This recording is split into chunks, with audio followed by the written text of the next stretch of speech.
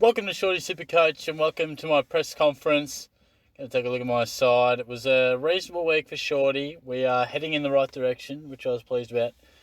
Nudged the 2-3 mark, but at one stage I thought I was going to get close to 2,400. Didn't happen, but still really pleased to move up in the ranks as much as I did. We're closing in on that top 10,000. As you know, I've had an absolute howler of a year. Well, previously. I'm starting to come good the last few weeks. I think my rank got out to 50,000th or something like that. I could probably check it, but look, we're starting to come back, which is nice. I might be able to check it over here, am I? History, I'm thinking. Yeah, this will tell us. Where are we? Yeah, so have a look at that. Overall ranking 77,000. I had a stinker first week. I stuffed up the captaincy, a shock, and then it took me a little bit to check in, but I'm in. Shorty's checked in. He's back.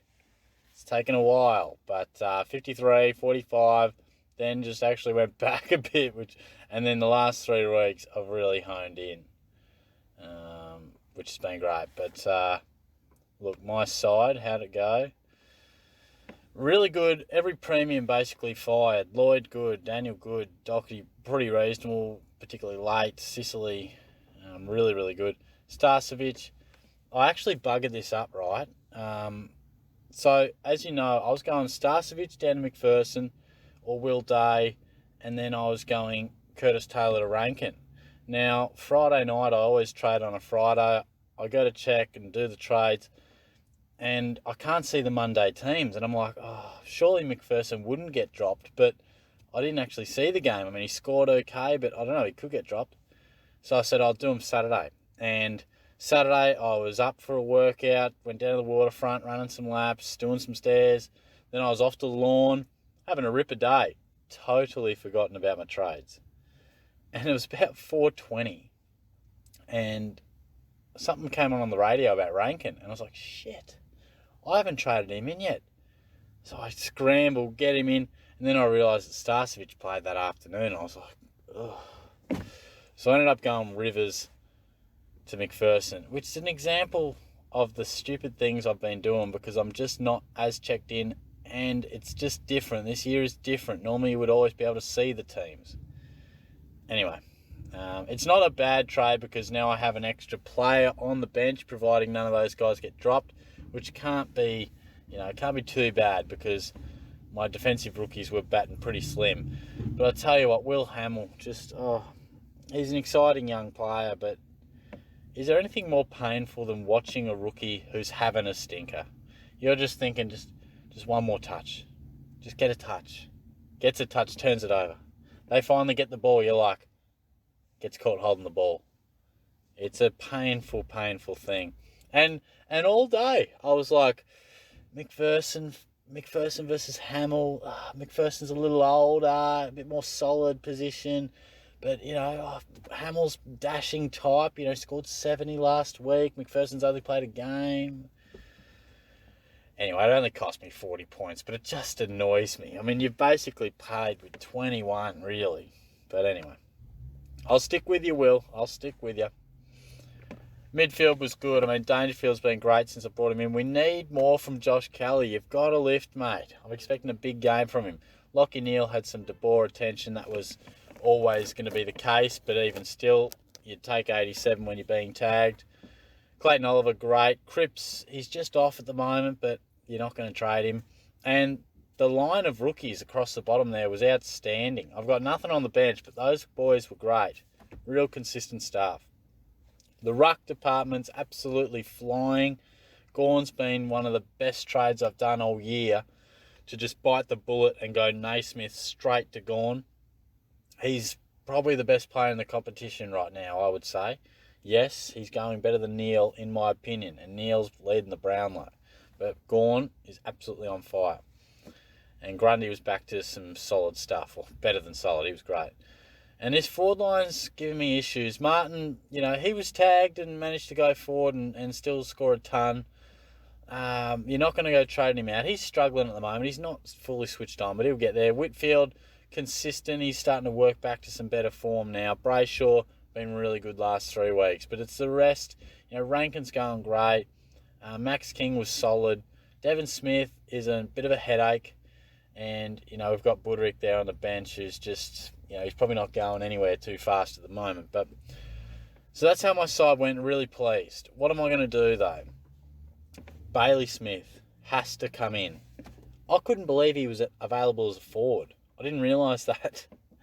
I was talking to someone and they mentioned getting Smith in as a forward. I'm like, and then I couldn't believe it. So I'm going to go Max King to Bailey Smith because, as you know, I've got a little bit of coin there floating, best part of 250k, and that'll use up, I don't know, like 125 of it, something like that. And I don't think I'll do much else. If I could just walk you through where my team mentally is.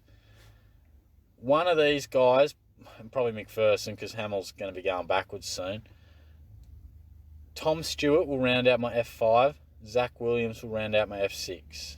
They'll be my next 2 defenders. And both will be cheap as chips. They will get to around the 400 mark, maybe even less, depending how they score, which is insane bargain. So the back line, in my mind, barring any injuries, is sorted. I'll do that soon. And then I'm thinking Vandermeer to Fife will happen very soon. As soon as Fife is back, drops in price over 1 or 2 weeks, boom, make that trade. Then I'm thinking one of those last couple could be Mitch Duncan. I know he's not, probably not an out-and-out superstar premium, but I just think he's going to be so cheap, and I think we're going to have the luxury to sideways trade later in the year. So I just want to get my hands on him, and he could be, what is he now? And he's coming off like a 10 after he got injured super early. He's 555. He'll have 2 price drops of anywhere from 40 to 60k, and he could well be 460, 470. So,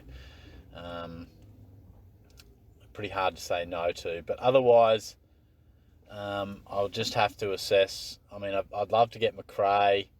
There's a couple other guys who are flying as well that I'd love to get, but we'll just assess it. But Pickett and Bennell, their prices are going real good. They're playing consistent footy. I think both will get over 300k in a few weeks' time. In terms of the forward line, as I said, that'll be Bailey Smith. And I think Rankin, Devon Smith, I don't know. If he comes good, great. I'll give him as much time as he needs because I'll build the side around him. But I think in terms of guys I'd like to upgrade to, Jai Simpkin scored a bit of a lower score. He'll definitely come into my side. And Michael Walters is definitely a guy I'll be looking to snatch up real soon. He's going good without producing those 140s that he so often can. He's doing consistent 90s and 100s. And what would he be? Around 530, 540? Oh, no, he's still 550. Yeah, fair enough. But what's his break even? I presume it's 120 plus. Just guessing. I presume it'd still be pretty solid. I'm just in the car park, actually. I was doing some shopping and I thought, I'll smash out my presser. So I'm hoss spotting, hence the internet's fairly garbage. So we'll get back to you, Michael Walters. And Petrarca's the man, obviously. I'd love to get Petrarca in. So in reality, that bottom 3 may well read Petrarca, Walters, Simpkin, in no particular order. Oh, but then I've got Bailey Smith. Yeah, don't know. Simpkin, I don't think, you don't have to get him, but Petrarca's proving difficult to get at the minute. Yeah, 122. So he'll most likely hit it. Because historically he's gone boom with some massive scores, but also throws him some lower ones. But he's been... Just the latest instalment of Shorty stuffing up with the technology, ladies and gentlemen. Apparently I can only record for 10 minutes at a time, but I was nearly done. As I was saying, it'd be tough to get all those guys in the forward line, but at the moment I feel like there's some really good players that you can access at really cheap prices due to injury. Definitely look at Stewart, Williams, Smith, Duncan, Simpkin. They're all dropping and they're dropping quick. Whitfield's still under 500k. If you don't have him, get him. Same can be Martin, but I feel like everyone would have Martin. So that's all for the moment. Keep a lookout for the same game multis too from Shorty and Watto. I reckon we'll do a few more of those over the weekend. I want to incorporate that into the channel a little bit more. Check out my video. It will be the one just before this. We did a couple of same game multis for Hawthorn and Melbourne. Got one of them up. So the way I do it, 2-bet strategy.